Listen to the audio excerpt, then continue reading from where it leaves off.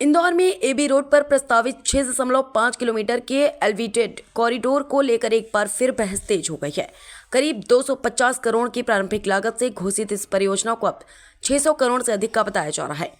Chartered engineer Atul Sheth ने press conference कर दावा किया कि इस परियोजना की वास्तविक उपयोगिता बेहद कम है और शहर को वर्षों तक यातायात अव्यवस्था झेलनी पड़ेगी। उनका कहना है कि पूरे एलिवेटेड कॉरिडोर के बजाय आवश्यकता आधारित चौराहा सुधार ही व्यवहारिक विकल्प है। उन्होंने स्वतंत्र तकनीकी समिति से पुनः परीक्षण कराने की मांग उठाई है। पुराना आगरा मुंबई मार्ग, जिसे आज एबी रोड के नाम से जाना जाता है, वर्ष 2000 में बाईपास बनने के बाद से राष्ट्रीय राजमार्ग की भूमिका से अधिक शहर के आंतरिक यातायात का प्रमुख मार्ग बन चुका है।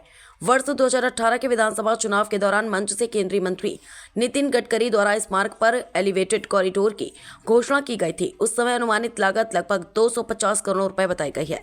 चार्टर्ड इंजीनियर अतुल शेठ का तर्क है कि एलिवेटेड कॉरिडोर सामान्यतः उन राजमार्गों पर उपयोगी होता है जहां एक छोर से दूसरे छोर तक बिना बाधा के यातायात का सतत प्रवाह हो।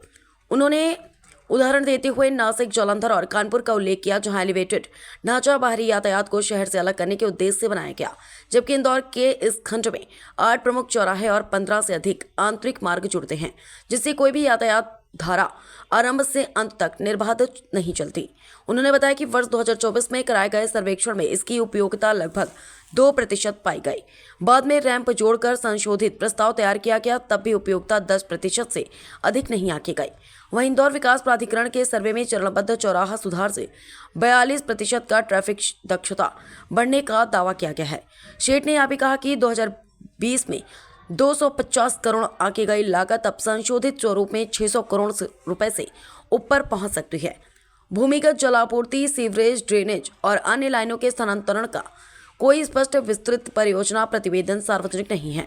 उनका दावा है कि यदि निर्माण शुरू होता है तो 5 से 7 वर्षों तक शहर के सबसे व्यस्त मार्ग पर गंभीर जाम और जन असुविधा की स्थिति बनेगी। इंदौर विकास और आधारभूत संरचना के नए अध्याय लिख रहा है, लेकिन हर बड़ा प्रोजेक्ट केवल ऊंचाई से नहीं, उपयोगिता से मापा जाता है।